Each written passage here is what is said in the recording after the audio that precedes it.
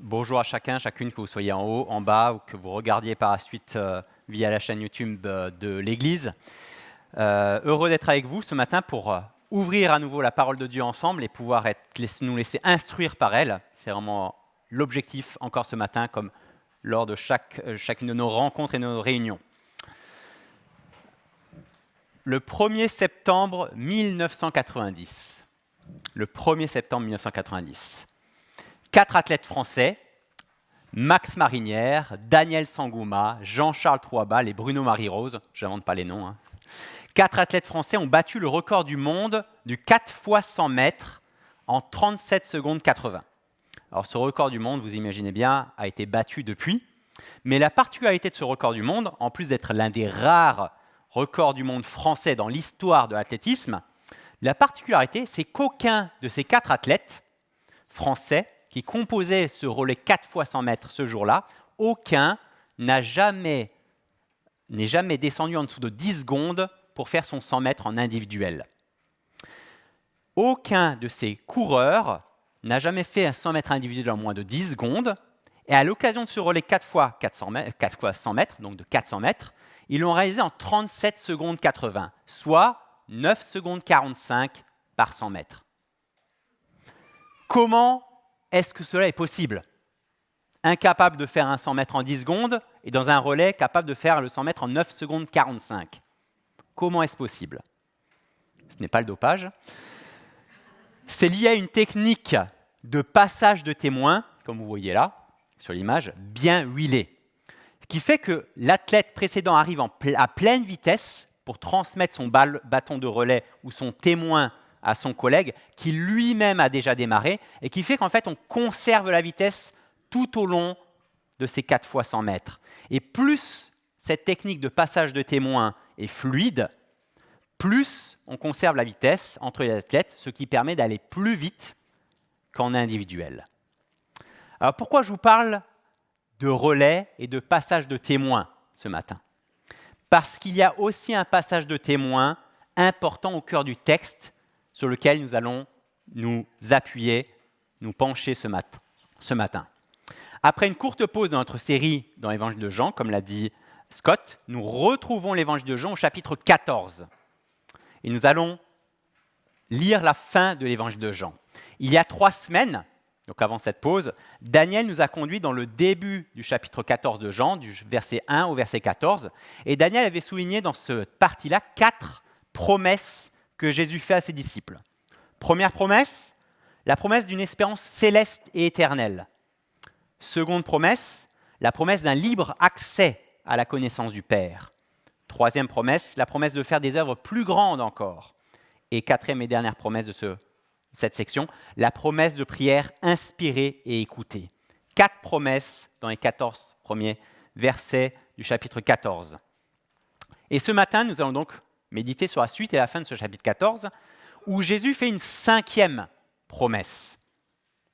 La promesse du Saint-Esprit. C'est la première fois que Jésus enseigne longuement aux disciples qui est le Saint-Esprit.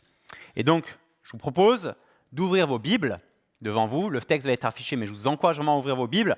Et si vous prenez les Bibles qui sont devant vous, les Bibles blanches, c'est à page 700. Donc d'ouvrir vos Bibles et de lire Jean, chapitre 14, du verset 15 au verset 31. Page 700 dans les Bibles blanches devant vous. Jésus parle, il dit « Si vous m'aimez, respectez mes commandements. Quant à moi, je prierai le Père et il vous donnera un autre défenseur, afin qu'il reste éternellement avec vous, l'Esprit de la vérité, que le monde ne peut pas accepter, parce qu'il ne le voit pas et ne le connaît pas. Mais vous le connaissez, car il reste avec vous et il sera en vous. Je ne vous laisserai pas orphelin, je reviens vers vous. Encore un peu de temps et le monde ne me verra plus. Mais vous me verrez, parce que je vis et que vous vivrez aussi. Ce jour-là, vous saurez que je suis en mon Père, que vous êtes en moi et moi en vous. Celui qui a mes commandements et qui les garde, c'est celui qui m'aime. Celui qui m'aime sera aimé de mon Père, et moi aussi je l'aimerai, et je me ferai connaître à lui. Jude, à distinguer de l'Iscariote, donc à distinguer de Judas, lui dit « Seigneur, comment se fait-il que tu te feras connaître à nous et non au monde ?» Jésus lui répondit « Si quelqu'un m'aime, il gardera ma parole et mon Père l'aimera. Nous viendrons vers lui et nous établirons domicile chez lui. Celui qui ne m'aime pas ne garde pas mes paroles, et la parole que vous entendez ne vient pas de moi, mais du Père qui m'a envoyé. Je vous ai dit cela pendant que je suis encore avec vous, mais le défenseur, l'Esprit Saint, que le Père enverra en mon nom, vous enseignera toutes choses et vous rappellera tout ce que je vous ai dit. Je vous laisse la paix, je vous donne ma paix. Je ne vous la donne pas comme le monde donne. Que votre cœur ne se trouble pas et ne se laisse pas effrayer. Vous avez entendu ce que je vous ai dit. Je m'en vais et je reviens vers vous. Si vous m'aimiez, vous vous réjouiriez de ce que je vais auprès du Père, car mon Père est plus grand que moi. Je vous ai dit ces choses maintenant, avant qu'elles n'arrivent, afin que lorsqu'elles arriveront, vous croyiez. Je ne parlerai plus beaucoup avec vous, car le prince du monde vient, et il n'a rien en moi. Cependant, ainsi, le monde saura que j'aime le Père et que j'agis conformément à l'ordre que le Père m'a donné. Levez-vous, partons d'ici.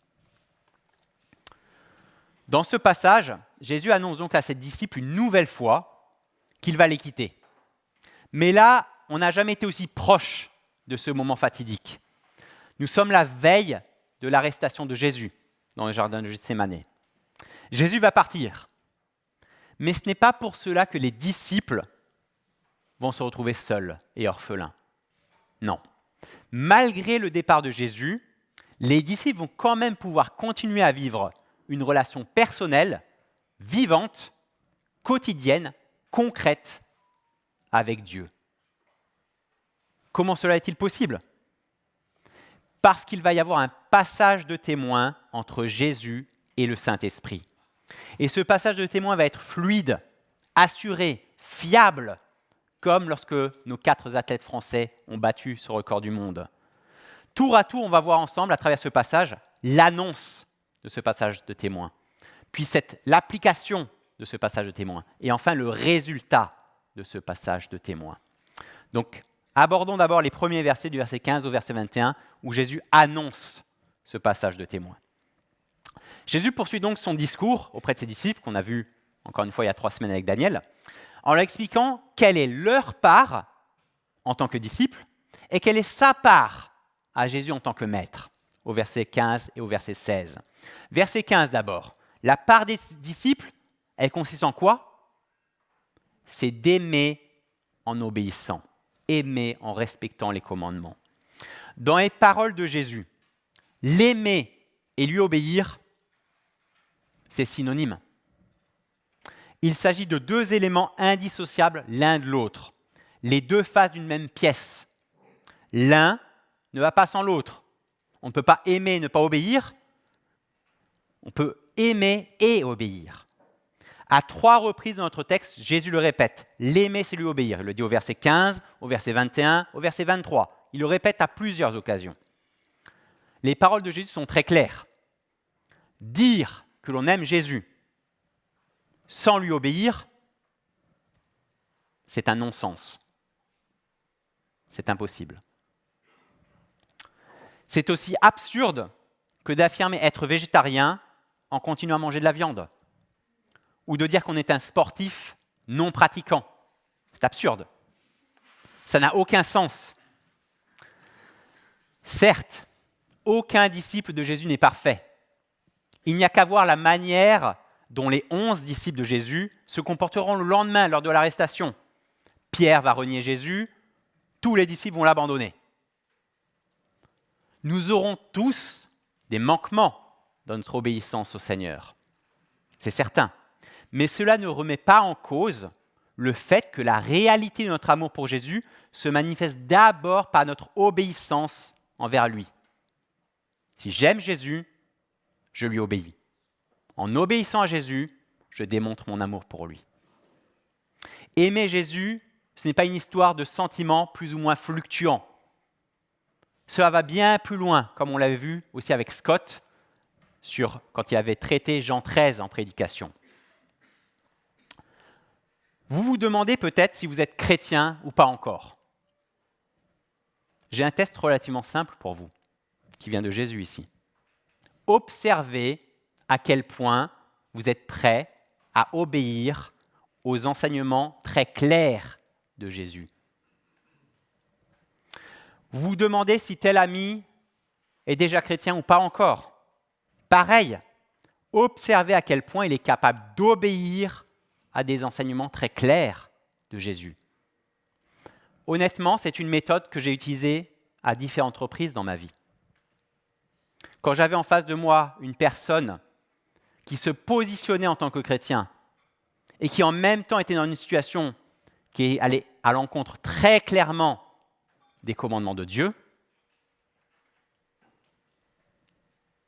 une fois que vous avez enseigné les choses qui n'avaient peut-être pas été bien comprises par cette personne, l'obéissance marque d'une trace indélébile la foi de la personne que vous avez en face de vous.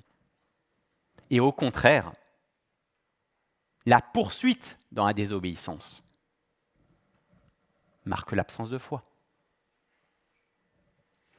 Comme le dit Samuel Mack, ce n'est pas ce que je ne comprends pas dans la Bible qui m'inquiète, c'est ce que je comprends.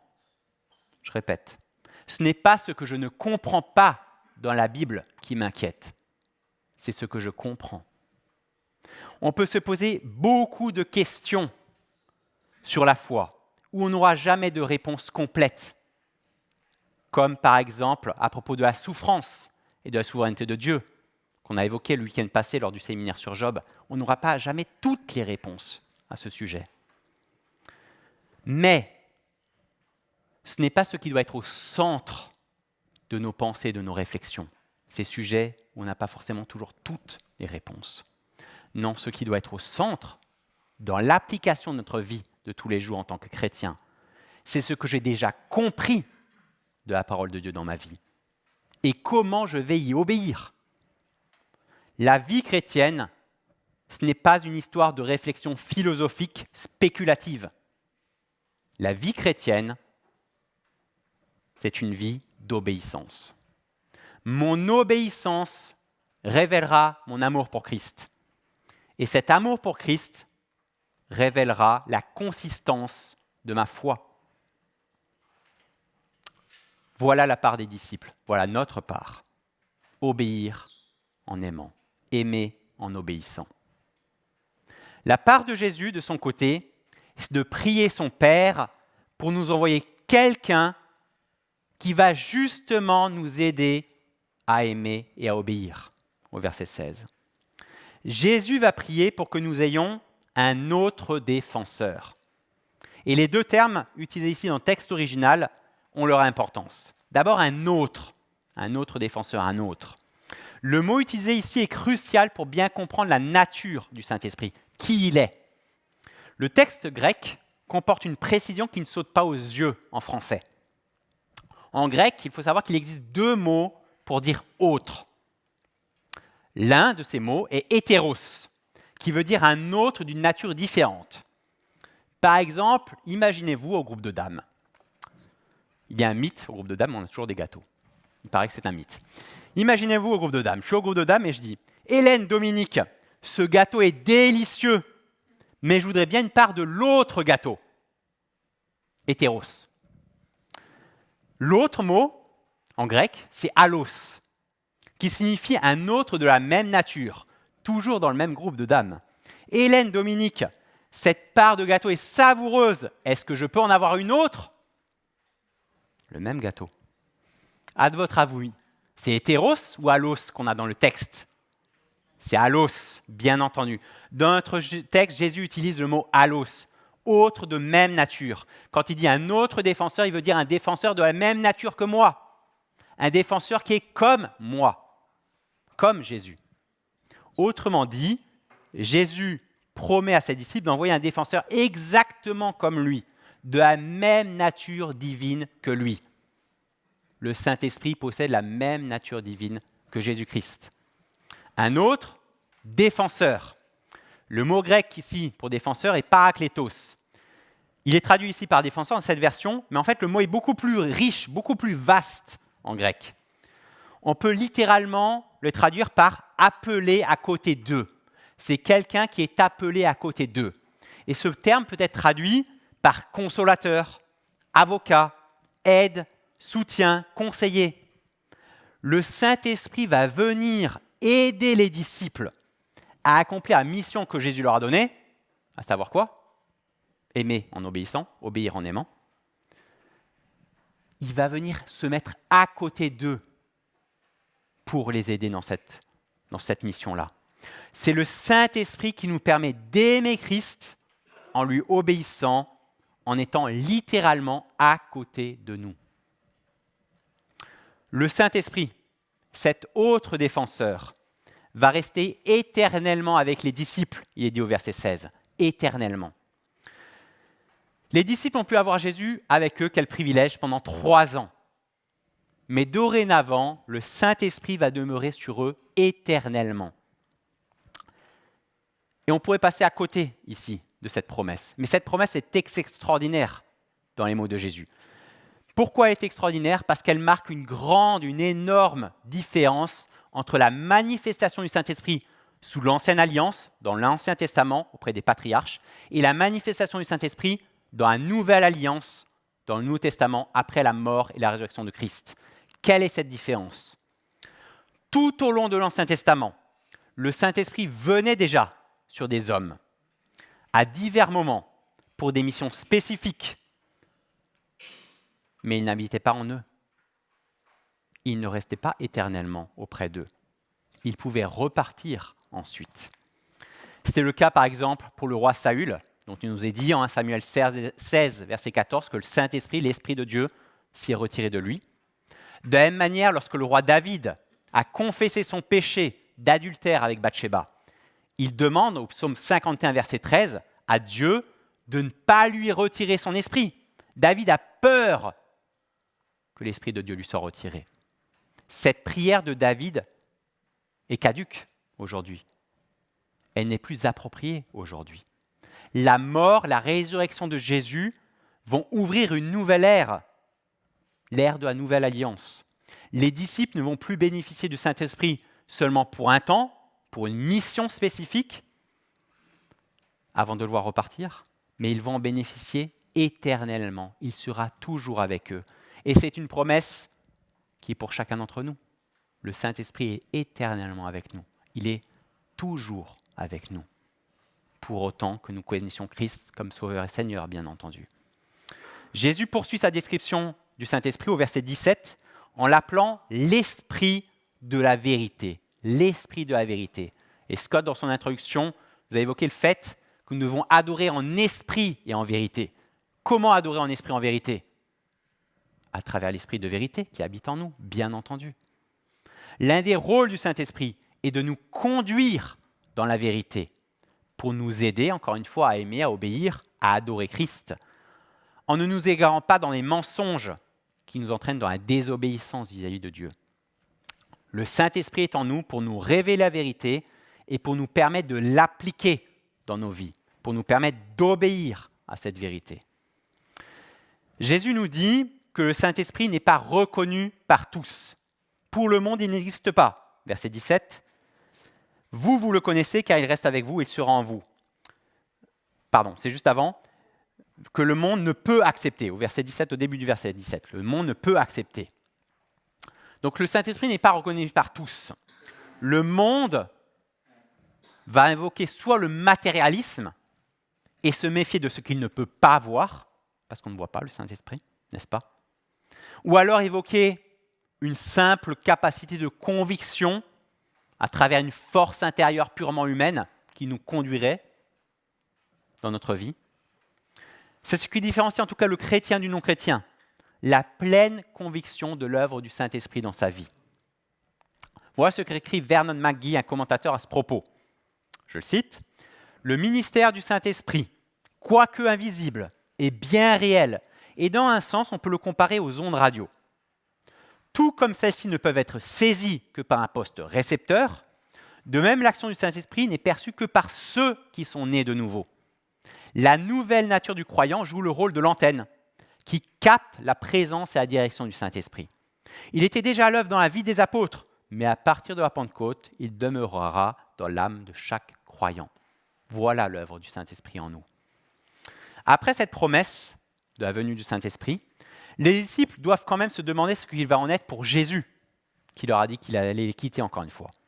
Jésus leur explique qu'il ne va pas les abandonner, qu'il reviendra vers eux, verset 18, référence à sa résurrection, bien entendu. Jésus va être condamné, mourir à la croix, mais il va ressusciter et se présenter à nouveau devant les disciples. Après sa résurrection, Jésus s'est montré uniquement à ceux et celles qui avaient foi en lui. Plus de 500 personnes à une occasion. Et à personne d'autre. C'est dans ce sens qu'il faut comprendre que le monde ne le verra plus, au verset 19. Non, le monde ne le verra plus, parce que Jésus, après sa résurrection, ne s'est plus représenté au monde, il ne s'est présenté qu'à ses disciples, qu'à ceux qui avaient foi en lui.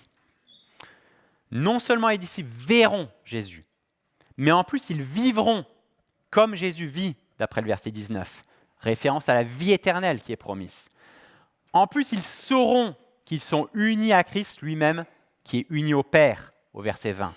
Ce qui indique que les disciples saisiront pleinement à ce moment-là qui est Jésus, le Fils de Dieu uni au Père, qui vient faire habitation dans ma vie à travers le Saint-Esprit. L'annonce de ce passage de témoin avec le Saint-Esprit que vient de faire Jésus suscite tout un tas de questions parmi les disciples, bien entendu.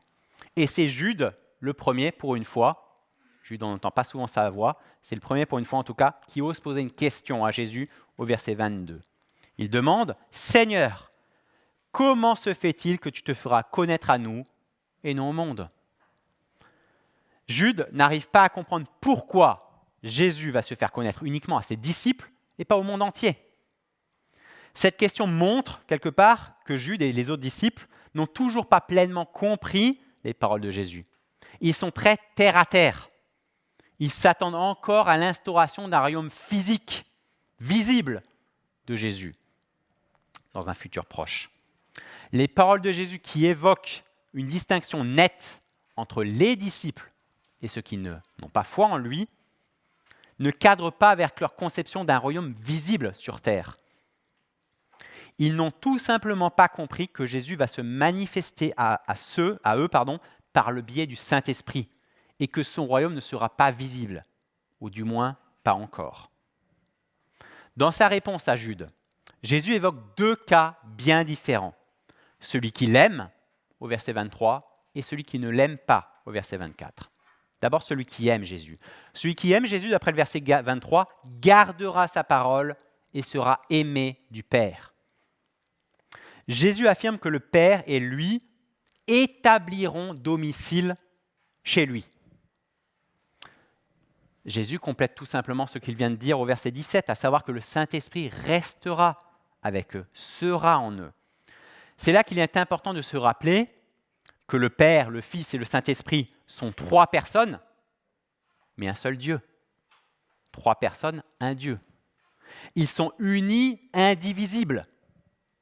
En tant que chrétien, recevoir le Saint-Esprit, c'est aussi, d'une manière, recevoir la présence du Père et du Fils dans nos vies, même si c'est le Saint-Esprit qui a pour rôle d'habiter directement en nous au sein de la Trinité. La manifestation du Père et du Fils dans la vie du chrétien passe par le Saint-Esprit. Une autre manière de comprendre la même idée, c'est qu'en recevant le Saint-Esprit en nous, eh bien, nous avons quelqu'un dans notre vie qui est en communication directe, perpétuelle avec le Père et le Fils. Pour votre assurance automobile, votre contrat vous assure sûrement une assistance 24 heures sur 24, 7 jours sur 7, peut-être même 0 km. Cela vous permet de contacter votre assureur pour une intervention, même si vous êtes perdu dans Pampa en pleine nuit. Et ça tranquillise d'une certaine manière, un minimum en tout cas. Eh bien, être chrétien, c'est recevoir l'assistance du Saint-Esprit dans sa vie, et par prolongement, l'assistance du Fils et du Père. Et là aussi, C'est une assistance 24/24, 7 jours sur 7 et même les jours fériés qui fonctionnent toute l'année. Cette assistance du Saint-Esprit est en adéquation à l'assistance du Père et du Fils. Sous l'Ancienne Alliance, la présence de Dieu se manifestait dans le lieu très saint, dans le temple, où se trouvait l'Arche de l'Alliance, comme on l'avait vu quand on avait fait notre série sur le livre de l'Exode l'an dernier. Par la suite, la présence de Dieu s'est manifestée en une personne, Jésus-Christ, le Fils de Dieu incarné sur terre. Et maintenant, avec le départ de Jésus, une nouvelle ère démarre pour la présence de Dieu sur cette terre. La présence de Dieu va se manifester comment ? À travers un nouveau peuple. Qui est ce nouveau peuple ? L'Église. L'Église, à laquelle nous faisons partie si nous avons saisi avec foi que Jésus est le Seigneur et Sauveur de notre vie. Voilà pour celui qui aime Jésus. Il garde sa parole, donc il est obéi. Et il est accepté par le Père. Par contre, celui qui n'aime pas Jésus, au verset 24, ne gardera pas sa parole et sera rejeté du Père. En rejetant les paroles de Jésus, ses adversaires rejettent le Père lui-même, car toutes les paroles de Jésus viennent du Père. Ce que Jésus avait déjà affirmé en Jean 8, verset 28, il dit « Je ne fais rien de moi-même, mais je dis ce que mon Père m'a enseigné. » Celui qui rejette les paroles de Jésus, rejette les paroles du Père. Jésus conclut sa réponse à la question de Jude en expliquant que même si les disciples n'ont pas encore compris pleinement ces paroles, pour le moment, le Saint-Esprit va venir sur eux. Pourquoi ? Pour faire quoi ? Au verset 26, pour leur enseigner toutes choses et leur rappeler tout ce que Jésus leur a dit. Le Saint-Esprit va venir sur eux pour leur enseigner toutes choses et leur rappeler tout ce que Jésus leur a dit. Le Saint-Esprit ne se contente pas de venir habiter dans le chrétien. Son rôle essentiel, c'est de nous enseigner en nous faisant connaître Jésus personnellement de mieux en mieux. C'est ça le rôle primordial du Saint-Esprit dans nos vies. Il faut bien noter ici que l'enseignement du Saint-Esprit ne consiste pas en de nouvelles révélations qui compléteraient d'une manière ou d'une autre nos Bibles. Non, absolument pas. Il est bien écrit ici que son rôle, le rôle du Saint-Esprit, est de nous rappeler quoi ? Tout ce que Jésus a dit. Tout ce que Jésus a dit est où ? Ici. Pas dans mes pensées, ici. Comme l'écrit le théologien Don Carson, le ministère de l'Esprit ne consistait pas à apporter qualitativement une nouvelle révélation, mais à donner la pleine mesure de la révélation apportée par Jésus. Le rôle du Saint-Esprit n'est donc pas de nous révéler de nouvelles choses, mais de nous faire comprendre la parole existante, de nous la rappeler. Le Saint-Esprit est le meilleur pédagogue qui soit pour cela. Pourquoi ? Parce que c'est lui qui a inspiré la parole même. Il en connaît exactement le contenu et est donc la meilleure personne qui puisse nous aider à la comprendre. Le rôle du Saint-Esprit a été primordial pour les apôtres lors de la rédaction du Nouveau Testament. Tout au long du ministère de Jésus terrestre, on s'est rendu compte à quel point les apôtres étaient des benets. Ils ne captaient rien, ou pas grand-chose. On n'aurait pas fait mieux à leur place. Mais ils ne comprenaient pas grand-chose de ce que Jésus leur disait. Et c'est encore le cas de Jude ici. L'une des missions principales du Saint-Esprit sera de rappeler aux disciples les enseignements de Jésus et de les aider à en saisir la portée, la signification. Pourquoi est-ce qu'on peut faire confiance à ce qui est retranscrit dans nos Bibles ? Pourquoi on peut y faire confiance ? Parce que c'est le Saint-Esprit lui-même qui a rappelé aux auteurs du Nouveau Testament tout ce que Jésus leur avait dit. Les évangiles ne sont pas le résultat de souvenirs fugaces, imparfaits des disciples. Pas du tout. Les évangiles sont fiables parce que le Saint-Esprit a œuvré pour que les disciples se souviennent parfaitement des paroles de Jésus. Le Saint-Esprit a été à l'œuvre pour aider les apôtres lors de la rédaction du Nouveau Testament. Ce n'est pas un ramassis de souvenirs fugaces ou imparfaits. Le Saint-Esprit a rappelé, mot pour mot, ce que Jésus a dit. Le rôle du Saint-Esprit est tout aussi primordial pour nous aujourd'hui, bien entendu. Il faut bien saisir que sans l'intervention divine du Saint-Esprit en nous, nous serions incapables de comprendre la portée des Écritures. Nous pouvons appréhender la Bible d'une manière intellectuelle, mais pas la déchiffrer avec le cœur et saisir pleinement le message de l'Évangile. C'est le rôle du Saint-Esprit de nous révéler le message époustouflant de la parole de Dieu, qui transforme nos vies. Et c'est ensuite avec son aide, l'aide du Saint-Esprit, et sous son autorité, que nous devons chercher à comprendre et à mettre en application l'Évangile dans nos vies. C'est pour cela que le plus éminent spécialiste de langue hébraïque ou de grec, ou le plus grand connaisseur du monde antique du 1er siècle, seront incapables de saisir la portée du message de la Bible si le Saint-Esprit ne le leur révèle pas. On peut avoir une connaissance impressionnante du texte biblique, sans pour autant en saisir la puissance de son message, si le Saint-Esprit ne nous illumine pas, si le Saint-Esprit ne nous révèle pas les choses. En revanche, le fait que le Saint-Esprit nous révèle la puissance de l'Évangile ne nous excuse jamais de quelque paresse que ce soit dans notre étude de la Bible.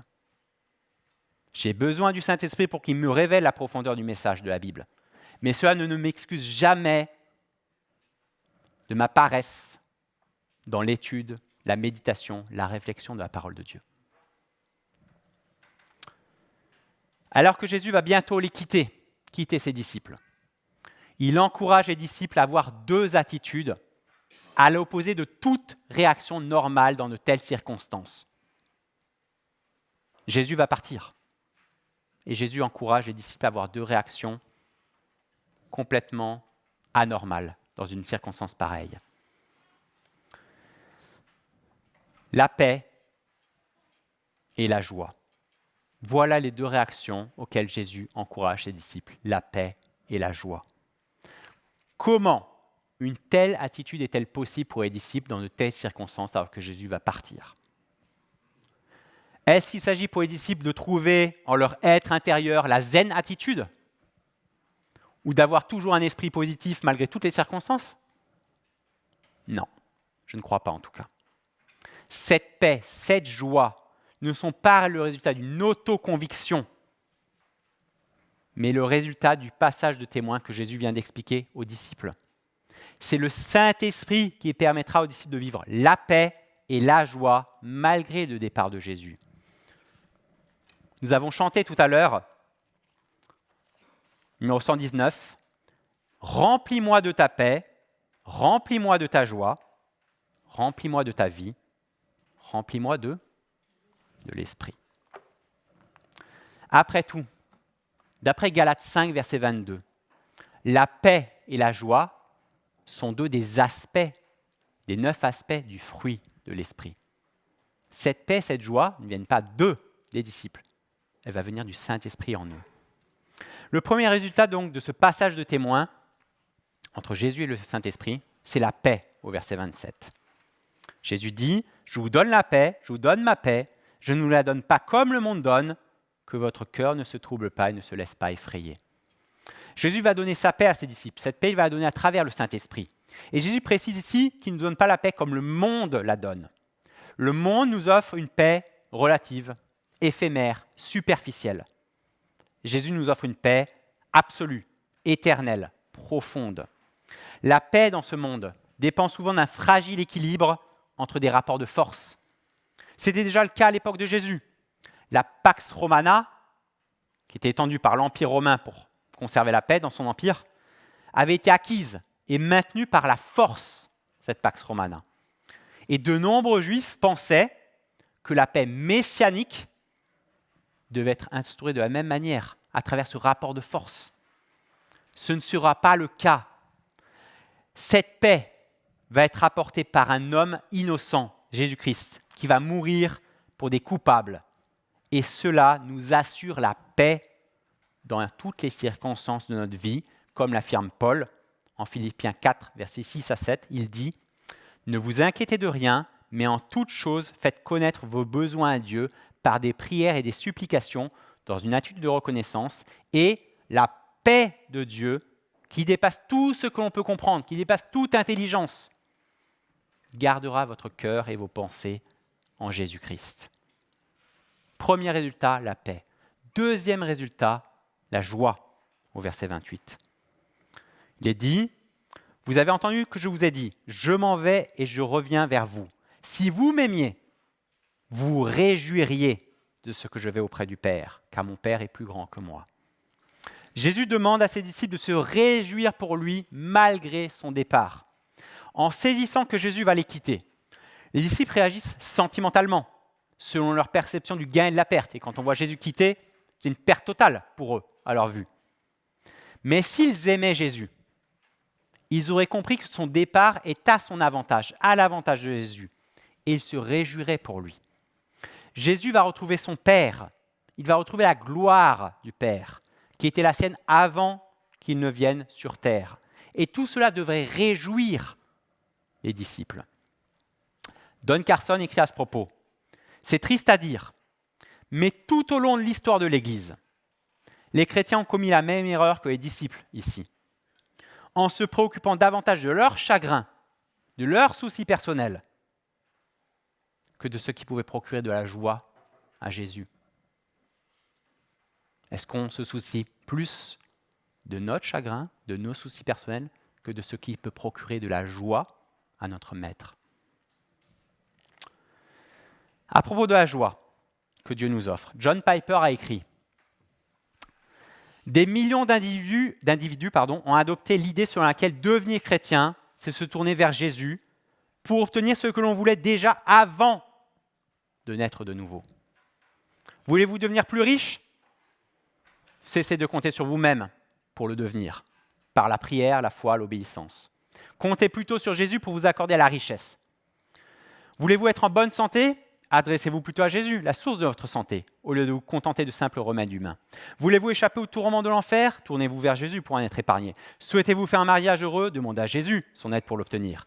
Autrement dit, selon cette façon de voir les choses, devenir chrétien, c'est nourrir les mêmes désirs que ceux de la personne non régénérée que vous étiez, mais les obtenir d'une nouvelle source, Jésus. Aucun changement profond n'a réellement eu lieu dans votre cœur et vos désirs. Ce qui vous rend heureux n'a fait l'objet d'aucun changement radical. Il n'y a eu aucun changement réel dans le fondement décisif de votre joie. La nouvelle naissance est tout autre chose. Il ne s'agit pas de cultiver les mêmes désirs que ceux de la personne non régénérée que vous étiez, mais plutôt de puiser vos désirs à une nouvelle source. La nouvelle naissance change la base et les racines, le fondement de ce qui nous rend heureux. Le bonheur des personnes nées de nouveau ne réside pas dans la possession des biens donnés par Dieu, mais plutôt dans la possession de Dieu lui-même.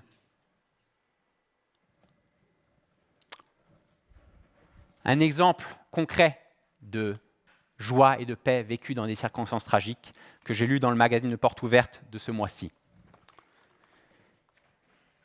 Quand Prabha a perdu son fils, Peter, à 7 ans, lors des attaques de Pâques 2019 à Batikoala, au Sri Lanka, son cœur de mère s'est déchiré. Elle a évidemment eu beaucoup de mal à accepter la perte de son enfant. Mais elle a prié. « Seigneur, tu nous as donné cette joie », en évoquant le bonheur vécu avec Peter. Avant d'implorer le Seigneur, « Maintenant, s'il te plaît, donne-nous la paix. » Aujourd'hui, 5 ans après le drame, Prabha s'accroche à une certitude, celle de revoir son fils quand elle rencontrera Dieu, face à face au paradis. À travers cette terrible épreuve, Prabha et son mari se sont approchés du Seigneur. Malgré leur douleur, ils tiennent bon grâce à leur foi en Christ, car ce n'est qu'en lui qu'ils trouvent du réconfort. Je connaissais Dieu depuis que j'étais petite, mais après la mort de Peter, ma foi en Jésus a doublé, témoigne-t-elle. Et Dieu a été fidèle. Il a montré aux 2 parents de Peter son amour jour après jour. Il a travaillé dans leur cœur, les guérissant et les aidant à retrouver la joie et la paix. Certaines sectes, comme les témoins de Jéhovah, s'appuient sur la fin du verset 28, « Mon Père est plus grand que moi », pour réduire Jésus à un Dieu inférieur au Père. Rien que le contexte entourant ces paroles indique qu'ils font fausse route totalement. Jésus affirme juste avant qu'il est en son Père, au verset 20, sans compter les nombreuses fois où Jésus s'associe pleinement au Père. Il y a une égalité de nature divine totale entre le Père et le Fils. Alors comment comprendre ces propos de Jésus ? Mon Père est plus grand que moi. Comment comprendre ces paroles ? Lorsque Jésus affirme que le Père est plus grand que lui, cela ne signifie pas que le Père serait d'une nature divine supérieure à Jésus, mais que dans sa condition actuelle, le Fils n'a pas la même position, les mêmes privilèges que le Père. Dans son incarnation, Jésus s'est humilié. Il n'est plus dans la gloire céleste dans laquelle est le Père. C'est en vertu de sa position que le Père est plus grand que le Fils, et pas en lien avec leur nature divine à l'un et à l'autre. Les paroles de Jésus sont difficiles et les disciples ont du mal à les comprendre. Il est dit, au verset 29, « Je vous ai dit ces choses maintenant, avant qu'elles n'arrivent, afin que lorsqu'elles arriveront, vous croyiez. » Ces paroles sont dures pour les disciples à comprendre. Mais pourquoi Jésus leur dit maintenant ? Il leur dit avant, pour que quand ça va se réaliser, ils croient. Ils aient foi. Après le choc initial de la mort de Jésus, les disciples comprendront que les paroles de Jésus se sont accomplies conformément à la volonté de Dieu, et ce sera un grand réconfort pour eux. Ils auront foi dans ce que Jésus leur a annoncé d'avance. Jésus précise que s'il va bientôt être arrêté, jugé, condamné par des hommes guidés par Satan, le prince de ce monde, celui-ci n'a rien en lui. Au verset 30, il dit « Le prince du monde vient », c'est une référence à Satan, « et il n'a rien en moi, il n'a rien en lui ». Il s'agit d'une manière de parler qui signifie que Satan n'a aucun droit sur Jésus, qu'il ne peut rien contre lui. Les droits que Satan peut revendiquer sur tous les êtres humains sont liés à leur péché, à leur culpabilité. Jésus est sans péché. Satan n'a donc aucun droit, aucune emprise sur Jésus. La mort de Jésus va donner l'impression d'une victoire pour Satan et d'une défaite pour lui. Mais c'est tout le contraire. C'est tout le contraire. C'est le signe de la victoire de Jésus qui viendra avec sa résurrection. Et c'est ce qu'il dit au verset 31. Cependant, avec sa résurrection, et sa mort et sa résurrection, ainsi le monde saura que j'aime le Père et que j'agis conformément à l'ordre que le Père m'a donné. La mort libre, volontaire du Sauveur et Seigneur Jésus-Christ démontrera au monde, visible et invisible, que le Fils aime le Père et agit selon son commandement. Jésus vient d'expliquer aux disciples qu'un passage de témoin va avoir lieu entre lui et le Saint-Esprit, l'autre défenseur. Ils auront, ces disciples, tout ce qui leur est nécessaire pour supporter l'épreuve qui s'approche avec le départ de Jésus et poursuivre la mission qui leur a été confiée, celle d'aimer en obéissant, d'obéir en aimant. Jésus conclut en leur disant « Levez-vous, partons d'ici ». C'est le moment pour Jésus de quitter la chambre haute avec ses disciples pour aller au-devant de ses ennemis, au jardin de Gethsémane, où il va être arrêté. Mais Jésus a encore beaucoup de choses à leur dire et continue de les enseigner en sortant de la chambre haute pendant qu'ils se rendent au jardin. Et c'est ce que nous verrons lors de nos prochains cultes. Nous aussi, nous allons maintenant, dans quelques instants, nous lever, partir d'ici pour rejoindre nos familles, nos amis et les activités que nous avons prévues. Rappelons-nous chaque jour que le Saint-Esprit va nous accompagner si nous avons fait ce pas de foi envers Christ. Comptons sur le Saint-Esprit pour nous aider à toujours mieux aimer notre Sauveur et Seigneur en mettant en pratique ce qu'un Saint-Esprit nous révèle de l'Évangile. Comptons sur lui.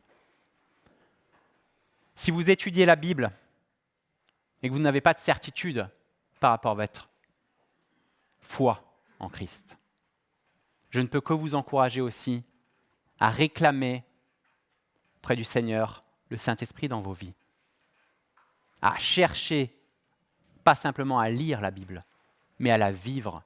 Ce sera le témoignage de votre foi et de l'action du Saint-Esprit dans vos vies, dans nos vies. Je vous invite juste à prier.